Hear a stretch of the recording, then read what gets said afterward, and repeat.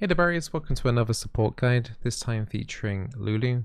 If you're new to the channel, then I make a lot of League of Legends support content, so be sure to subscribe.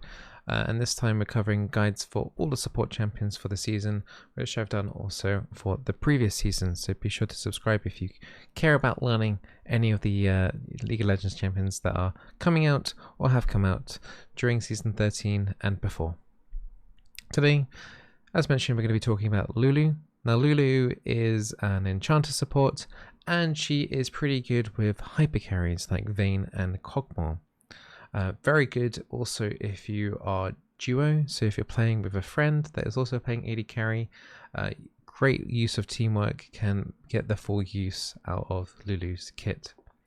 Now if you're new to the way I do guides here, we go through everything. We go through runes, summoners, item builds, abilities including the skill orders, and any tips and tricks in order to help you increase your win rate in your League of Legends games.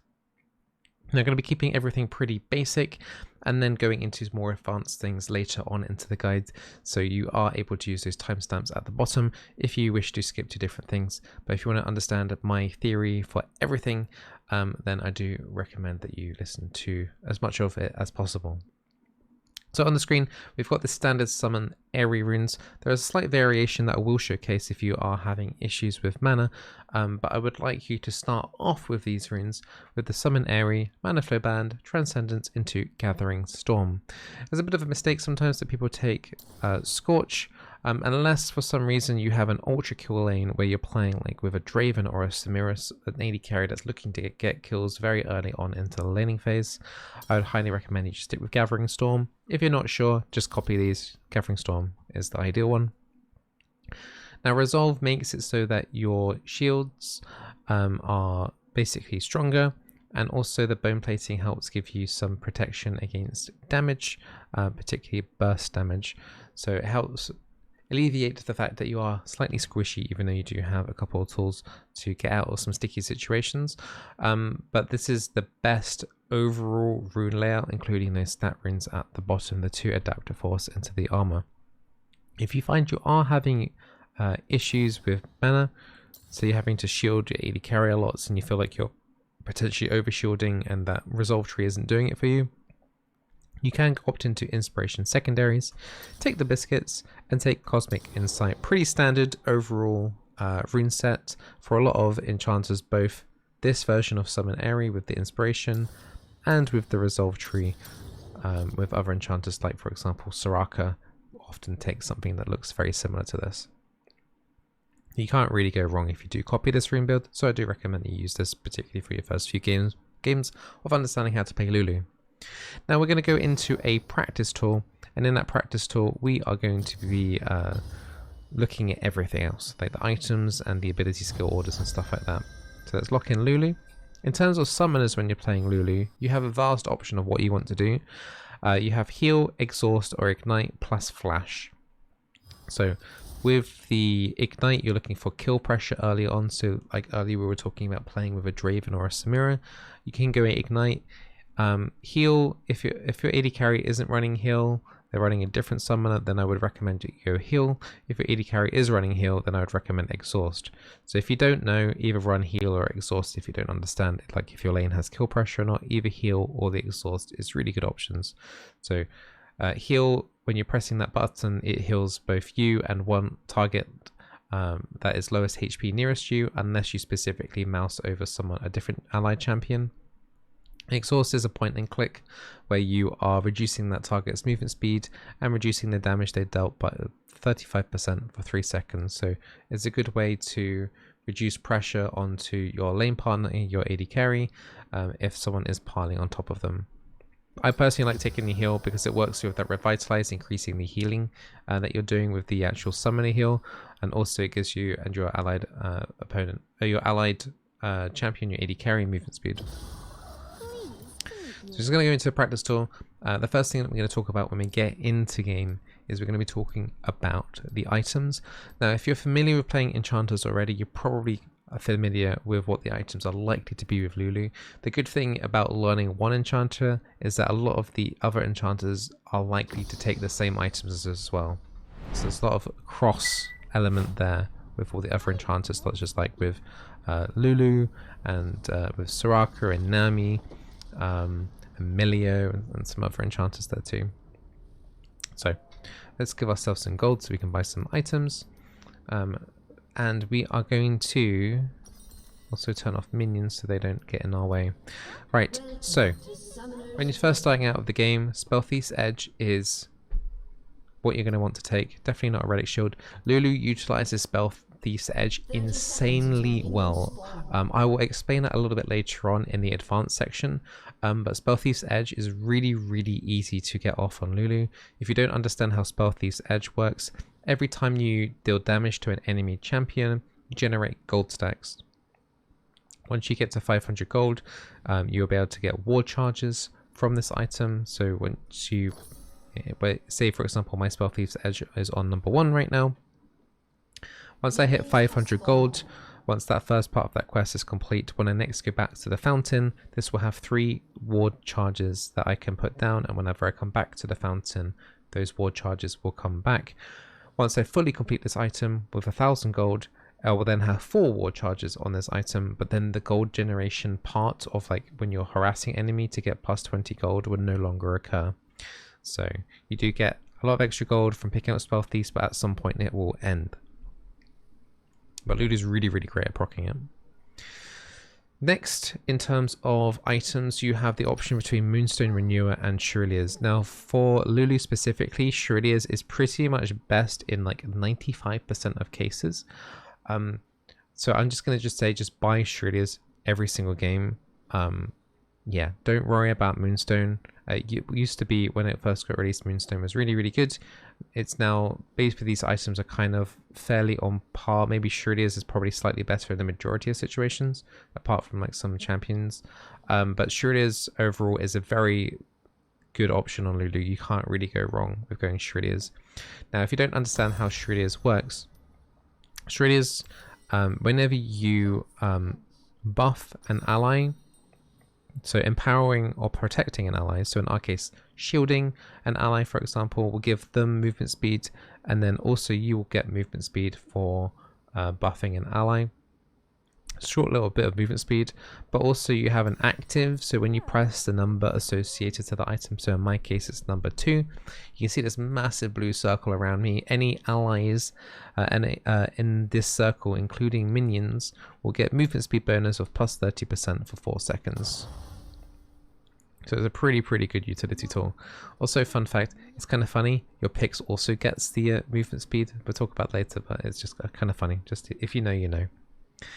Right, so now we've got the Shurelier's. In terms of boots, you're going to be wanting to pick up the Ionian Boots of Lucidity, and that's pretty much the same boots you pick up on every single enchanter. Now, in terms of actual purchase order, I like picking up boots the very first item as opposed to mythic. Some people like going like the basic boots, then finishing off like the Shurelier's, for example, and then going back to completing the boots. I would generally try and urge you to complete your boots as relatively quickly as possible, going into the Ionian Boots of Lucidity before you complete your Shurelier's if you're able to. If you are back in Fountain and you have a little bit of cash left, then buying some random item components leading up to Shurelier's is a good, like, that's absolutely fine to do, or picking up controls, which you should be doing. So yeah, but I like personally like having the extra movement speed that comes with the Ionian Boots of Lucidity. Also, it reduces your summoner cooldown ability, so it reduces my heal and my flash in this case by 15, but 10 to 15%, 12%, 12 summoner haste. I think it's actually more like 10% knocked off-ish, off like my flash and my heal, which means I get to use those abilities more often, which could save me in a couple of situations, since people will be focusing you, since you are generally a squishy support. Now you've got your Shurelier's, your Spell Thief's Edge is probably completed. You're only really going to have enough cash to pick up one more kind of support item, and there are 3 main standout ones in the Enchanter tree that I want you to look at. That is the Ardent Censer, that is the Staff of Flowing Water, and it's the Redemption. Now Lulu is a champion very similar to Milio, where you are primarily looking to buff your AD carry, your lane partner.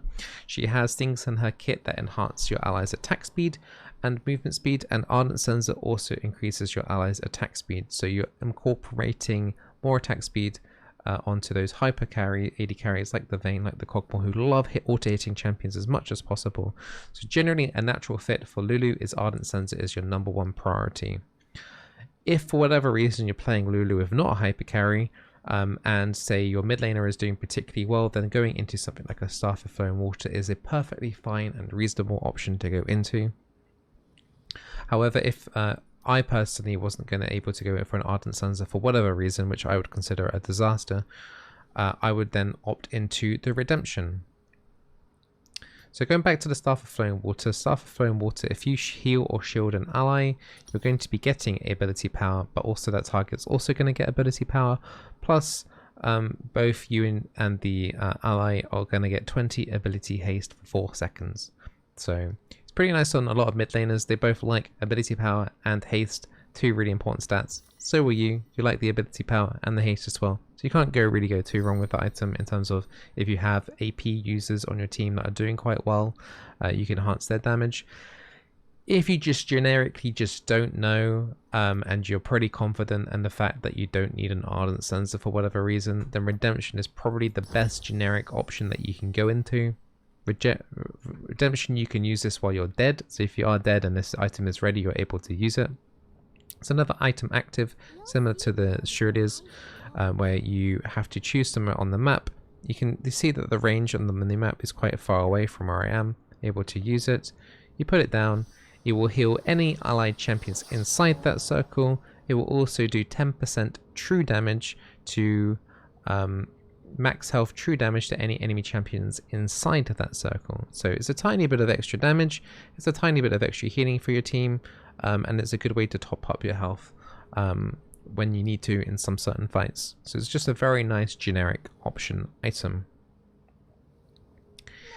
Now we are going to be going into my third item favorite, which I talk about all the time when playing support. It is the Watchful Wardstone that does get converted automatically into a Vigilant Wardstone when you hit level 13 and have completed your support quest. So that's getting Spell Thieves all the way up with that 1000 gold. So picking up the Vigilant Wardstone, say if you're level 12, with the support item completed, it will just be in your inventory as a Vigilant Wardstone. If you do pick up Control Wards, you can see that they go inside the Wardstone. When you hit level 13, it will automatically convert into that Vigilant Wardstone. Unfortunately, I can't do it here because I don't have the support item completed, but if I were to hit level 13, if I hit max level here, you can see how it doesn't auto convert, but it would do if I had the Spell Thieves fully stacked at 1000 gold. This item allows you to have a lot of extra.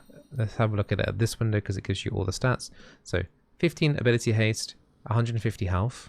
Doesn't seem like a lot, but when you're going into the Blessing of Ixtal, it's going to increase ability power, ability haste, bonus attack damage, and bonus health by 12%. So you're generally, because you've got a lot of ability haste on your other items that you're picking up as a support, this equates to roughly around about 30 to 40 ability haste from one item. Also, when this item converts into the Vigilant Wardstone at level 13, it counts as a legendary item. And if you're unaware, the Shuriliers, or like the Moonstone for example, are mythic items. So all mythic items have a mythic passive, and it grants, in this case for Shuriliers, it grants all other legendary items in your inventory plus 5 ability haste. So when your support item gets fully completed all the way, that counts as a legendary item. When your Watchful Wardstone converts into a Vigilant Wardstone, that counts as a legendary item. Boots do not count. The Redemption does count as a legendary item. Unfortunately, Riot doesn't make that super obvious, but at this stage of the game, we're going to get plus 5 haste from the Spell Thieves, plus 5 haste from the Wardstone, plus 5 haste from the Redemption, plus 15, and then plus 12% on top of that because of the Vigilant Wardstone proc as well. So you can see there's a lot of haste going on in this kit, and you all have around about a 50%, maybe higher in some cases, cooldown reduction if you can fit in another item. And talking about another item, it's unlikely that you will actually get to buy a full completed 6th item, but you will probably be picking up one of those other generic options, or a Michael's Blessing. Now, Michael's Blessing for a new player is very difficult to use, but it's worth mentioning. If you do end up having a Michael's Blessing, it is a point and click use on an allied champion, and it will get them out of any crowd control apart from knockups and suppressions. Suppressions are certain ultimates in the game that can't be removed crowd controlled unless you have something called a Quicksilver Sash, or if you have something ability wise in your kit like Milio's ultimate that can get you out of them. Suppressions include Malzahar ultimate, which is a giant laser. You've got Urgot ulti when he's reeling a target in, and Mordekaiser ultimate counts as a suppression when he's in the arena. But Michael's really good at like removing one individual piece of crowd control, like getting hit by like an Ash arrow. You can get your target out of that crowd control as quickly as possible, which is pretty nice. So that is the full item loadout for Lulu. Oh, one thing I should probably go back to the Vigilant Wardstone is, like, yes, it's got all of his amazing stats. Yes, it's a legendary item. Yes, it's super cheap.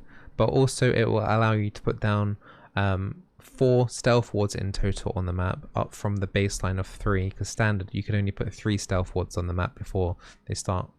Like, the last one that you place would then get replaced with a newer one.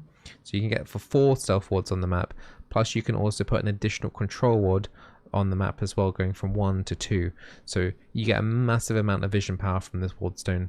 Like, not enough people pick up this Vigilant Wardstone. It's amazing, okay? It's amazing. Buy it. Next, we're going to be talking about abilities. We're going to be talking about what the abilities do at a very base level, and then after that we're going to be talking about them, how you can incorporate them into some more a little advanced kind of combos. So Lulu's passive, well, let's get some targets dummy first. I think that would be a brilliant idea. Actually, let's get the ally one on this side and then the enemy. So these target dummies are basically champions. But for now, they're just target dummies with a Teemo hat on, but these are champions, okay, believe me. So Lulu's passive is Pix. Lulu is assisted by Pix the Fairy. When Lulu attacks, Pix fires 3 bolts at her target, dealing magic damage to the first enemy hit. So if I auto attack this dummy, you can see how I do my auto attack from my staff, but then Pix also joins in, and it actually adds up to being quite a fair amount of damage. Now later on there's an ability on our E where we can pass Pix to an ally, and then whenever your ally auto attacks, so will Pix. We'll revisit that later, but that is important to mention for this passive. So Lulu's Q is Glitterlance, which is a slow, which goes in a straight line out of you.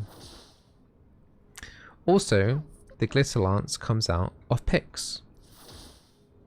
Now it gets quite interesting because it will always go where your cursor is. And to kind of showcase what Pix is about, we're now going to level up our E ability next. And then talk about that. And then we're going to go back to the Q. It's going to be a little bit confusing and jarring, but the abilities have direct interactions with each other. So E help Pix. So Pix jumps onto an ally, as mentioned before with the passive. If the ally is a champion, Pix also grants a shield. So you can actually put Pix on an ally or an enemy minion. When used on an enemy champion, Pix hampers them, dealing damage, granting true sight of them for 4 seconds. So the great thing with Lulu is that a couple of abilities in her kit are versatile. So you can use them as a defensive way. So if I refresh cooldowns, so we can use this as a shield on ourselves, on an allied champion, on an allied minion, but no, it will not shield the minion. Or we can use this on an enemy champion to deal damage and to reveal them for a good portion of time. Now, no, I want you to pay attention about my little pink purple butterfly when I use this. You can see how the butterfly is on me, Pix is on me, and then I shield my ally, Pix is now on that target. Even beyond when I've already used the shield and the shield has fallen off. Because it stays on there for 6 seconds. Same if we do it to an enemy champion. Pix is now kind of hovering nearby that enemy champion. Now back to the Q. Remember how that was like a little laser? It's always going to go where the cursor goes. And Pix also fires out a laser as well. So if we do it on an ally, you can see how Pix is firing out from her position. And it's the same with the enemy as well. So Pix is over there, and you can fire that out. In the advanced combo section, I'll teach you some ways on how to get some cheeky harassment down with that Q and the E combo. Now going back in the ability skill order, we're now looking at the W, which is Whimsy / Polymorph.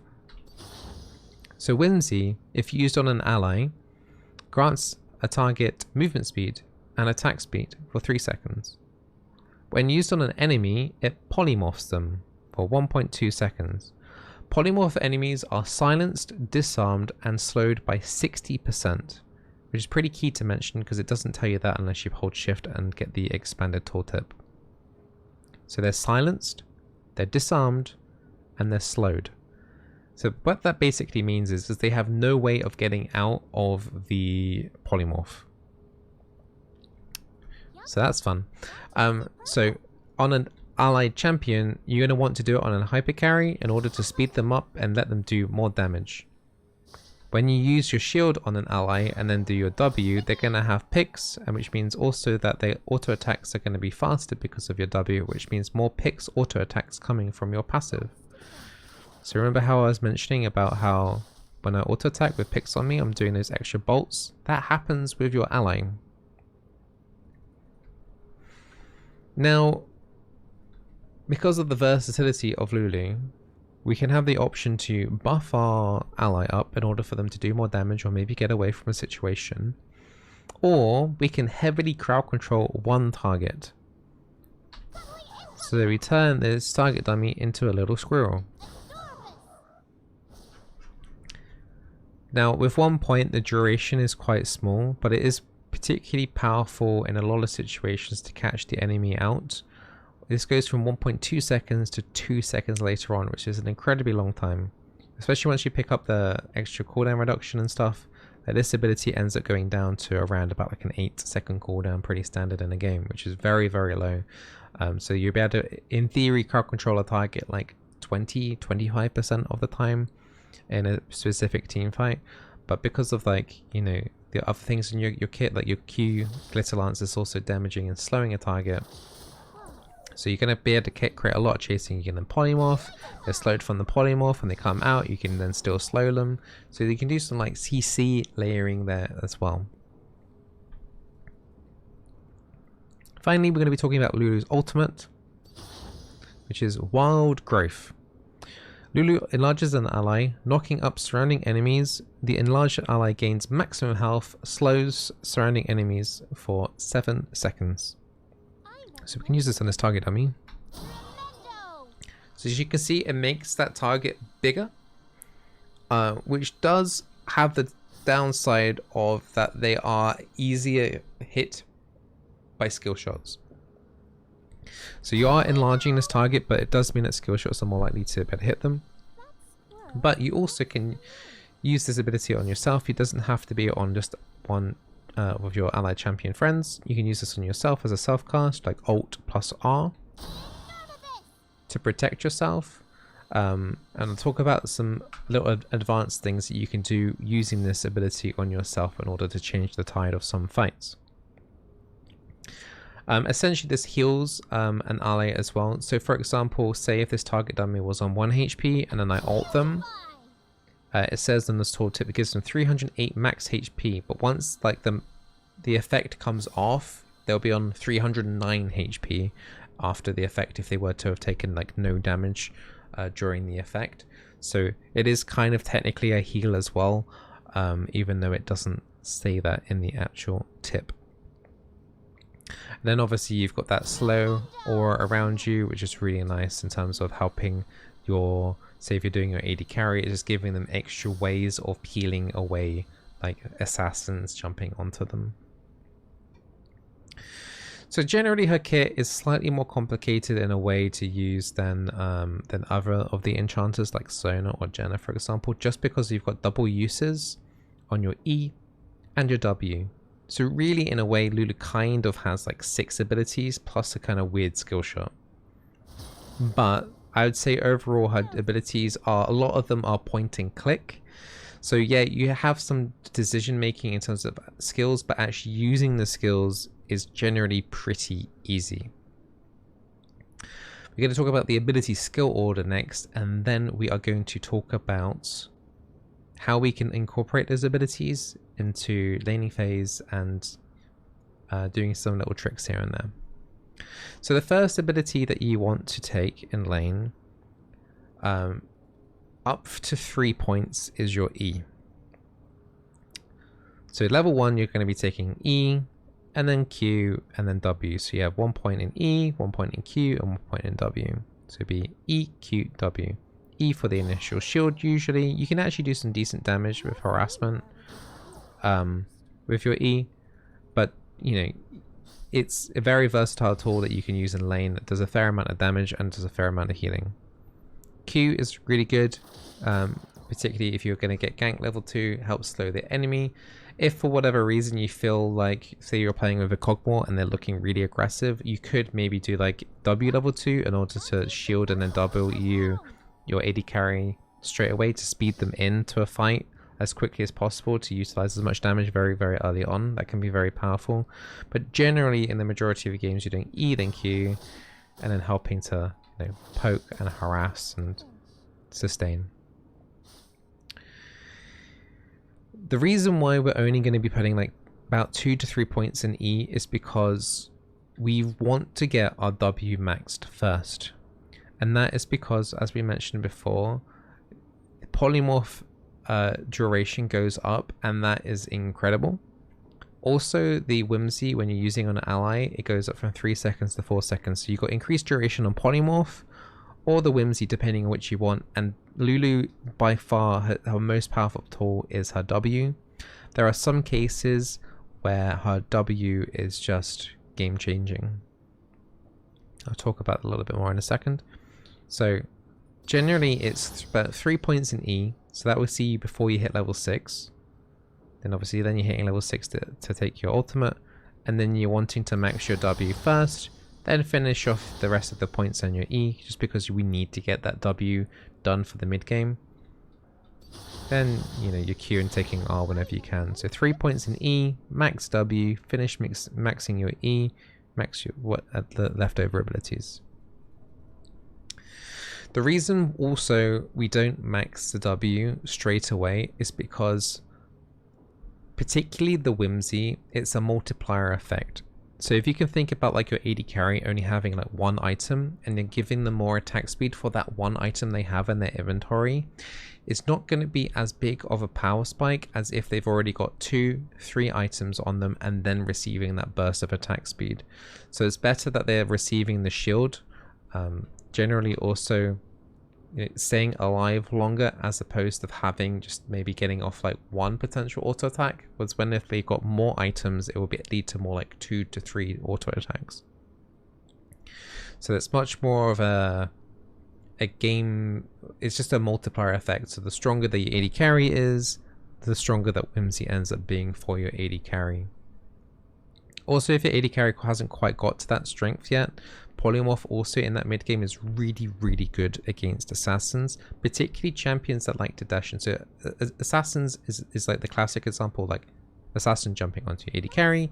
You can then just polymorph them, and then you can kind of deal with that situation and what you want to do after that. You can then, you know, slow them. If they're re-engaging still onto your AD carry, you can ult them to kind of peel off. You know, popping your Shuridius to get away. Maybe popping down a redemption if you have that for what reason. You know, you got lots of different things you can do, and the enemy can't do anything during this polymorph duration. And once you get to 2 seconds, it lasts a long time. 2 seconds is a massive amount of time in League of Legends to be crowd controlled for, especially in the middle of a team fight. If there are other people bashing down on this squishy assassin and they're exposed, it's going to be extremely painful, and they're going to be looking to be escaping rather than actually carrying on with whatever they're wanting to do. So making the decision whether to, you know, crowd control an assassin or buffing up an AD carry is something that you're going to need to practice and get used to. But like the main thing is that if you can already see your AD carry looking to be forward and be aggressive, that's usually when to W them, because it means they're looking to get some damage output out of there. If nothing's really happening and then suddenly a fight is happening and it's getting quite close to your AD carry, polymorphing is a very good option if there is like one target that you really need to crowd control. Some classic examples is like Kassadin or Aurelion Sol. Both of those champions have insane amount of movement speeds, especially later on into the game.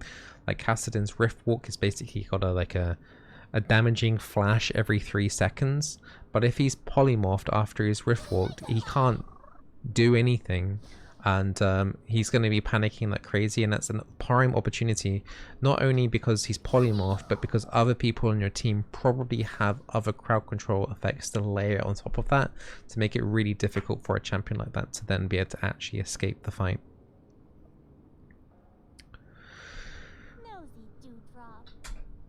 So in terms of how we can use these abilities as well to get an advantage during the laning phase, we're going to have to actually get some beautiful minions in. And we're also going to need to get rid of these target dummies because they're already posing a little bit of an issue. So there's some cool things you can do. I'm hoping I'm not going to do too much damage here to the minions. I'm going to actually sell my gear just to reduce the amount of damage I do here, just because I want to showcase stuff.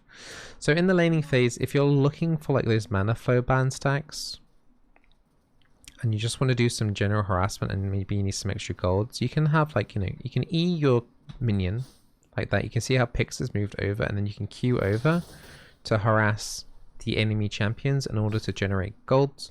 It's a nice little poke tool. Or say for example, someone's coming down the river, you can put that on there and just like use that as a way to slow them from 2 different angles in order to be able to like remove yourself from that situation as far away as possible. There's also some sneaky tricks you can do here. So for example, say if an enemy is like really low health behind the turret, like very low HP, you can kind of like E snipe them and catch them off with the caster minion. Unfortunately my E killed that minion. Or you can do the same here with like save your minions under the turret. You can go boop and then catch them out, and if they're sitting under turret with like 60 HP, being cocky, trying to last hit under the turret, that can be a fantastic way to punish someone. So those are like some little basic kind of picks usage that you can do to generate gold and do some little damage in lane, and maybe get yourselves out of some ganks as well. So jungle's coming down the lane, like Hecarim's popped his ghost and zooming down the lane. You can kind of use that just to get out quickly and try and create more distance between you and the enemy. We've already kind of talked about, just before we got onto this topic, about how to use your W. So using your W on your AD carry when they're looking to be aggressive, rather than using it on them expecting them to be aggressive. Particularly if you're in the lower ELOs, your AD carry is not really likely to know how to utilize your W properly. So in the lower ELOs, I would like you to generally opt into more polymorphing enemies rather than actually buffing your AD carries, unless you are already seeing your AD carry specifically auto-attacking. Then that's a good way to then use the Whimsy as an attack buff, because they're already doing the thing that they're doing already, rather than expecting them to react to being the buff, because sometimes they won't even notice they even have it. In high ELO, people will notice it and utilize it more often. But if you want to utilize Lulu's buffs in those lower ELO brackets, try and only use it when your AD carry is already looking to fight or is already auto-attacking, essentially. Otherwise, you want to use that polymorph to crowd control enemies coming in and utilizing that more as a crowd control rather than as an attack speed steroid for your AD carry. One of the things I wanted to showcase as well is a little trick that you can do with your ultimate. It's pretty basic, but it can become quite useful in some scenarios. So, situation here, you kind of got your jungler coming down around this tri-brush. There's no ward in there, you've got a control in there, and your jungler's wanting to come down. What you can do as an engage, you can just flash, Alt, R. It will knock them up, crowd control them, and then you've got this massive slow aura around you, and hopefully by then your jungler will get into position to actually make the play. Obviously there's a risk associated with this because you now are extending and putting yourself in front like this. There are some situations also where you might want to flash ulti to knock up like someone doing a channel. You can interrupt channels with this. Or like if for example you've got like a Yasuo on your team who can only ultimate targets if they're knocked up. That's a really good way to set up a Yasuo gank as well, or for Yasuo players in the mid game too. So you do have some funky stuff there in terms of being able to make things happen for your team. It's not the cleanest or easiest engage. It requires your flash, but it's just something that you can do. And when you get more used to Lulu, you'll probably find yourself doing that once in every maybe 4 or 5 games. It actually becomes quite frequent that you might need to do at least one flash self ult play in a game.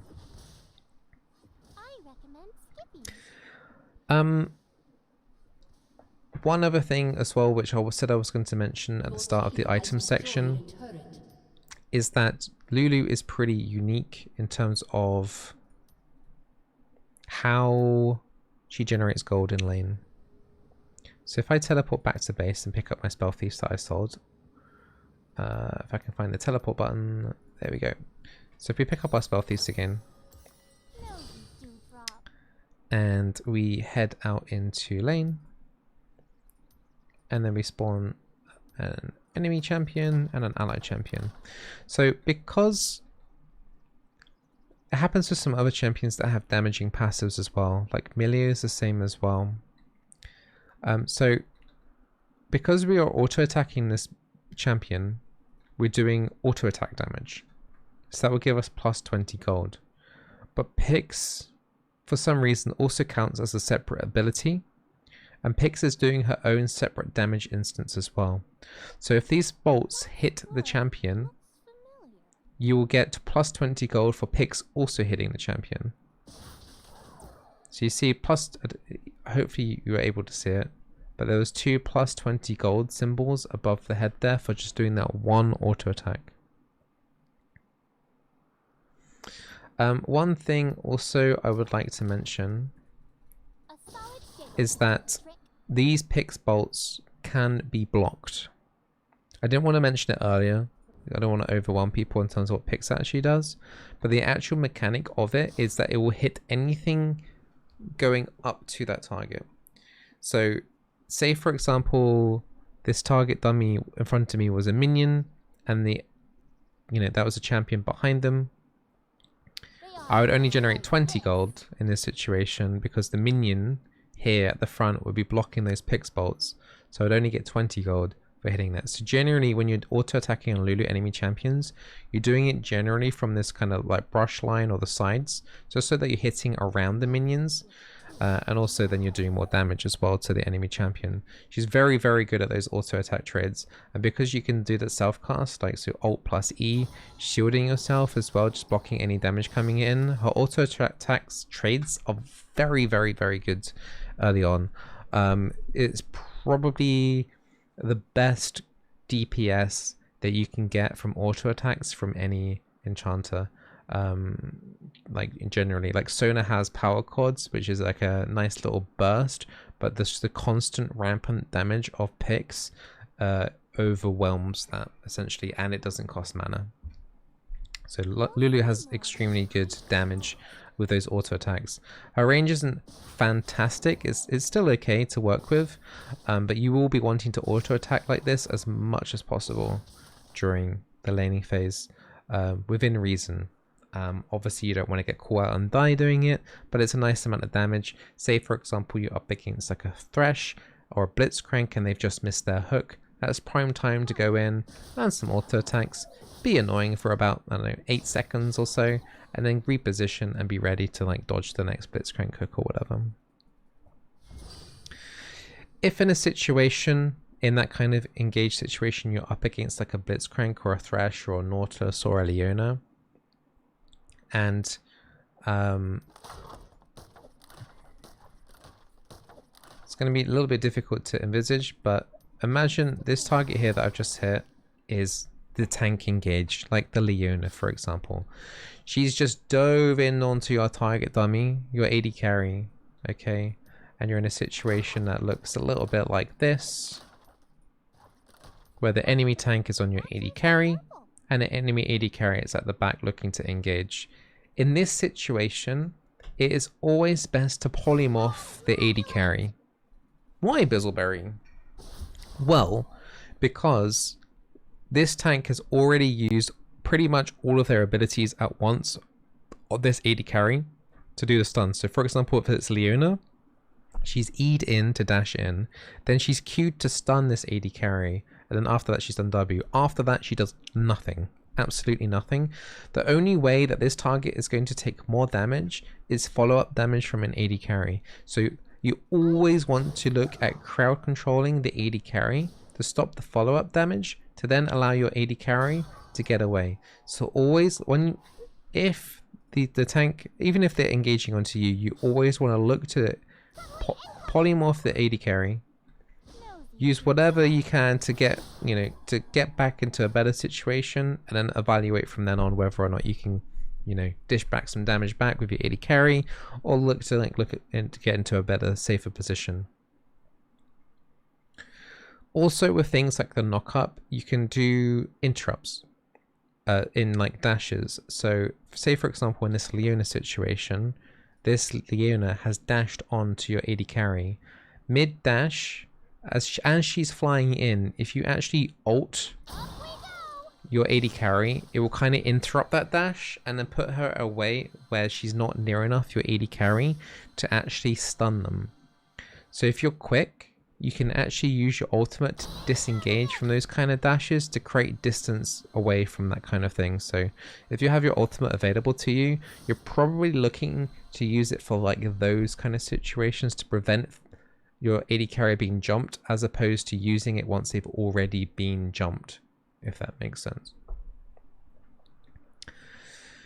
I think we've gone over a lot of pretty much everything on Lulu. I don't really feel like I've missed anything out. The fun thing is that you have those, basically 6 abilities.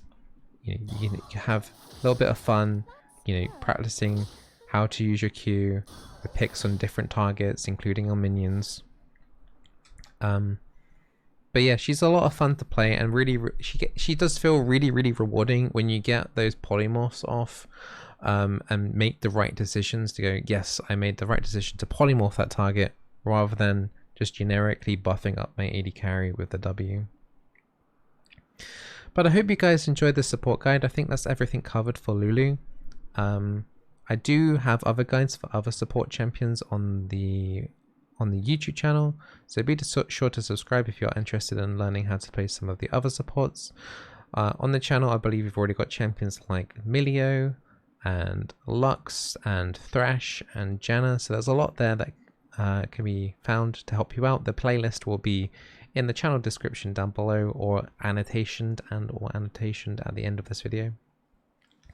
I wish you all the luck in your League of Legends games. If you do have any questions, feel free to leave a comment. Feel free to ask me at twitch.tv/Bizzleberry, where I play League a lot and some other games. But if I'm not playing League, feel free to ask me a question anyway. I'm more than happy to help and answer any queries that you may have. All the best, berries. Take care, and see you for another video soon. Bye.